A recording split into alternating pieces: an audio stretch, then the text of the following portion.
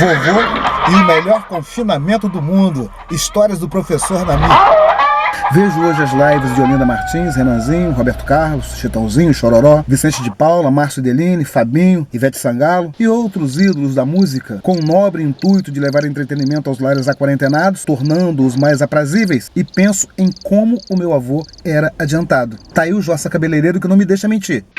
Há cerca de 100 anos, diante da pandemia da gripe espanhola, vovô já agia, mesmo sem essa velocidade desenfreada de informação dos tempos atuais, abaixando humildemente a cabeça para as orientações sobre preservação, sem deixar de se preocupar com o desassossego que o confinamento obrigatório certamente traria. O engraçado é que eu estava contando isso, e quem diria, logo o Matheus, aquele mulato grandalhão da Denisa, que ainda não enjoou de ir à padaria Cesário procurar pelas cosquinhas de parafuso a pedido de Isabela, questionou-me: como é que seu avô tinha essas informações todas naquela época, se nem existia Infolic Telecom? Naquela época, respondi, vovô já fazia contato com o censo PEG.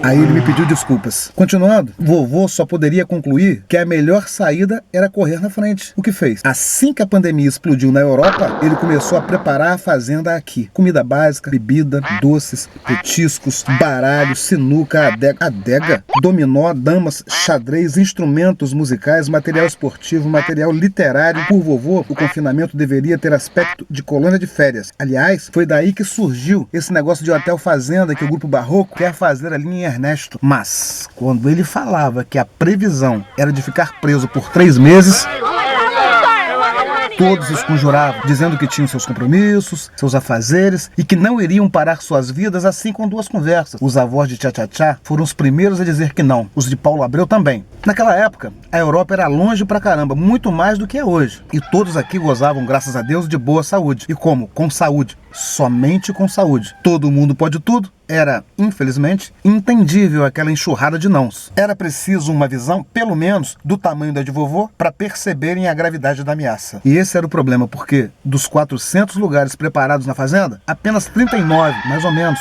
foram ocupados.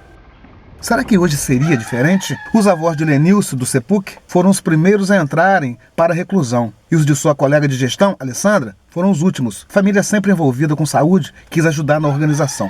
Às vezes, olho para a grifo das rádios coroadas e penso, será que se vovô não tivesse feito o confinamento, esse profissional da mídia fidelense estaria aqui com essa cabeça premiada? Foram tantos os avós de gente boa que passaram por lá, de Alci Rocha, de seu Jean, dos professores Manuel Chega-Chega, Josemi, Ronildo de matemática. Só quando a gripe começou a deixar corpos 2, 3 dias pelas ruas do Rio de Janeiro, esperando pelo disputado serviço público de recolhimento, é que o povo daqui resolveu tomar tino e procurar vovô em busca do confinamento. Mas aí já era tarde. Aqueles que já estavam confinados na fazenda só podiam ficar em grupo porque vovô, águia que era, correu antes de a doença chegar ao Brasil. Logo, tinha certeza de que quem ali se encontrava confinado gozava de baita saúde. Por isso, poderiam todos levar uma vida normal, comendo, bebendo, fazendo tudo, menos sair da fazenda. Agora, sobre os que estavam pedindo para entrar, não poderia dizer a mesma coisa. Umzinho que fosse, apenas um que entrasse na fazenda naquele momento de explosão da pandemia no Rio poria em risco todo o projeto de preservação. Os avós de Geraldo Júnior da GG, os de Zé Carlos Pereira da UPCP, os de Zé Márcio da Prêmio e os de Celso Dutra da distribuidora de gás, só nome de peso, tentaram demover vovô daquela firmeza de palavra, dizendo que o pessoal que queria entrar era gente nossa e que não se justificava aquele bater de pé separando os amigos, que aquela atitude iria causar um mal-estar na sociedade fidelense. Vovô custou para fazê-los entenderem que era exatamente por causa da separação que estavam todos bem e seguros dentro da fazenda, que não tinham organizado o confinamento para a rasgação de seda, que a gripe espanhola estava cortando o reto e que não era hora de fazer discurso nem média com ninguém. Essa fala causou uns bicos.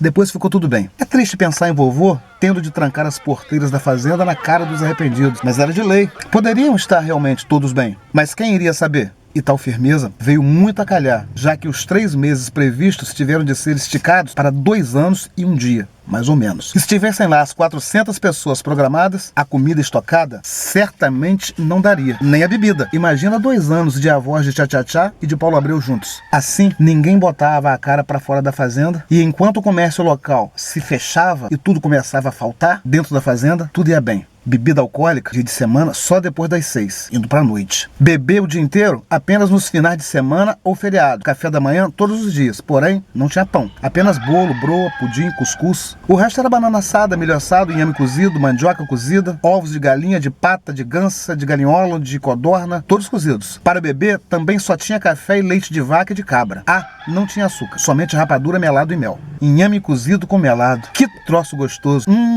Comentou o Júnior da Inovar. Pelo jeito foi criado na roça. Mel com queijo verde, maduro, coalhada, manteiga. Para quem gostava de frutas, as que tinham era goiaba, mamão, melão, melancia, manga, graviola, carambola, acerola.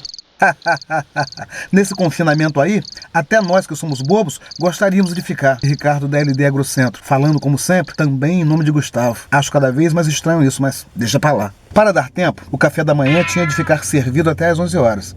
Porque tinha de começar às 8h30, por causa das atividades físicas de toda manhã, que eram marcadas para as 6, mas sempre atrasavam. Até os avós de Sormani, da Estúdio do Corpo, acordarem, já eram quase 7. O que empurrava o almoço lá para depois das 3 da tarde. Não vou contar do almoço que vai parecer mentira, mas coisa de impressionar até mesmo mestres como Janival das Hélices, Joninhas do Solar, Arino do Frango e Zé Gato do Churrasquinho na Brasa. Das 11 até o horário do almoço eram liberados a sala literária, os tabuleiros de xadrez e de damas e o dominó. O baralho, a sinuca, os instrumentos musicais e a pinguinha, que ninguém era de ferro, só depois das 6. Não havia janta. Apenas um tacho bem grande de caldo ficava à disposição sobre o fogão a lenha e ainda em brasas. Angu com miúdo de galinha, vaca atolada, rabada, feijoada, canja, mocotó, dobradinha. E tudo feito com aquela gordura de porco que seu Demi do queijo de São Sebastião diz que ainda tem um barril. Só nas sextas-feiras que não. Nas sextas eram umas gostosas invenções de vovô que sempre surpreendiam todos, tanto pela criatividade quanto pela imagem e o sabor. Feijoada de pé de boi, carne seca doce, papinha de farofa de ovo molhada na água de rapadura, paçoca de amendoim socado com farinha, açúcar e carne moída, doce de orelha de porco com feijão, doce de quiabo, doce de berinjela, doce de jiló. Tá aí, até hoje o doce de jiló que não me deixa mentir.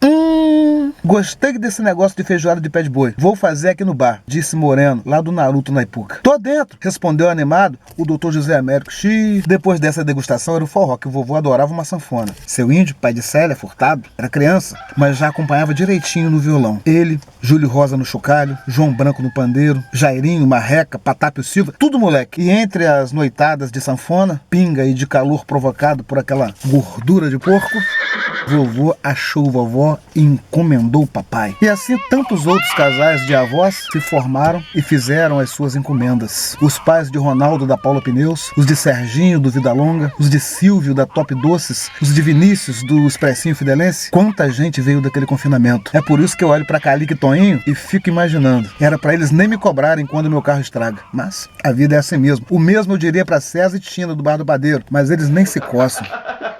Assim, o tempo passava sem dor e a única preocupação de vovô era o mundo fora da fazenda. Sentia por ter sido obrigado a trancar as porteiras, deixando de atender pessoas que dizia mesmo gostar. Mas tudo ficou bem. Quando a curva da pandemia baixou e vovô ficou sabendo que, embora tivessem morrido mais de 15 mil só no estado do Rio, não havia notícia de vítimas em São Fidélis. O único problema foi ter de dizer aos confinados que era hora de ir embora. Que choradeira! Ninguém queria sair, principalmente os avós de Tchá-Tchá-Tchá e de Paulo Abreu, que furaram as barreiras e foram encontrados escondidos na adega.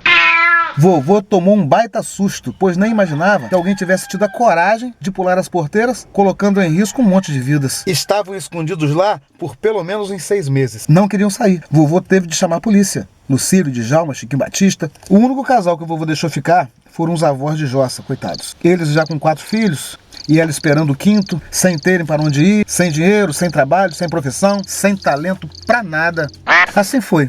Até que nossos pais cresceram, constituíram famílias e nós nascemos na fazenda, Jossa e eu. E temos essa amizade linda até hoje. Ajudei muito esse rapaz para ele ser o que é. Mas isso, de verdade, para nós não vale. É claro que eu não cobro. Aliás, eu nem gosto que fiquem sabendo. Poxa vida, ele corta o meu cabelo e nunca quer receber. Para pagar, eu tenho de colocar um dinheirinho à força no bolso dele.